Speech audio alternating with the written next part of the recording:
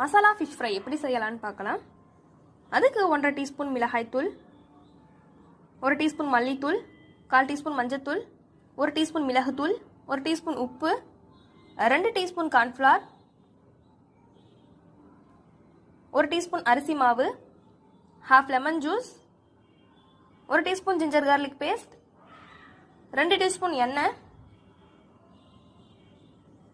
கொஞ்சமாக தண்ணி சேர்த்துட்டு நல்லா கலந்துக்கிறேன்.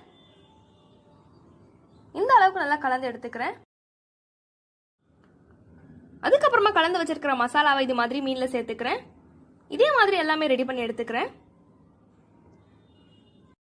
அதுக்கப்புறமா ஒரு பேனில் ஒரு 4 டேபிள் ஸ்பூன் எண்ணெய் சேர்த்துக்கிறேன். இது கூட கொஞ்சமாக கருவேப்பிலையும் சேர்த்துக்கிறேன். அதுக்கப்புறமா கலந்து வச்சிருக்கிற மீனை இந்த எண்ணெயில சேர்த்துக்கிறேன்.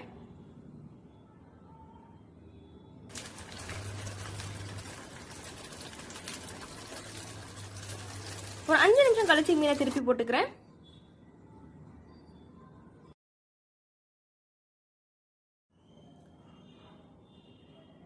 இந்த சைடு ஒரு 5 நிமிஷம் வெந்ததுக்கு அப்புறமா எடுத்து ஒரு பிளேட்ல டிரான்ஸ்ஃபர் பண்ணிக்கிறேன்.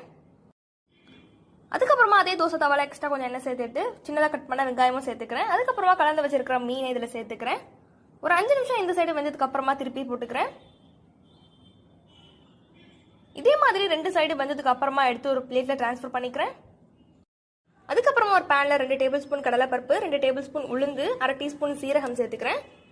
2 டேபிள் ஸ்பூன் மலாட்டை, 4 பூண்டு, 1 டேபிள் ஸ்பூன் 1 காஞ்ச மிளகாய் சேர்த்துட்டு கோல்டன் ப்ரௌன் ஆகிற வரைக்கும் வறுத்துக்கிறேன். அதுக்கப்புறமா ஃப்ளேம் ஆஃப் பண்ணிட்டு 1 டேபிள் ஸ்பூன் மல்லித்தூள், 1/2 டேபிள் ஸ்பூன் மிளகுத்தூள் சேர்த்துக்கிறேன். இது எல்லாமே ஒரு மிக்சர் ஜாரில் சேர்த்துட்டு 1/2 டேபிள் ஸ்பூன் உப்பு சேர்த்துட்டு பொடி பண்ணி எடுத்துக்கிறேன். அதுக்கப்புறமா ஃப்ரை பண்ணி வச்சிருக்கிற ஃபிஷ்ல இது மாதிரி மசாலா சேர்த்துட்டு எடுத்து சர்வ் பண்ணுங்க. இந்த ரெசிபி உங்களுக்கு பிடிச்சிருந்தா லைக் பண்ணுங்க, மறக்காம சேனலை சப்ஸ்கிரைப் பண்ணிக்கோங்க. தேங்க்யூ.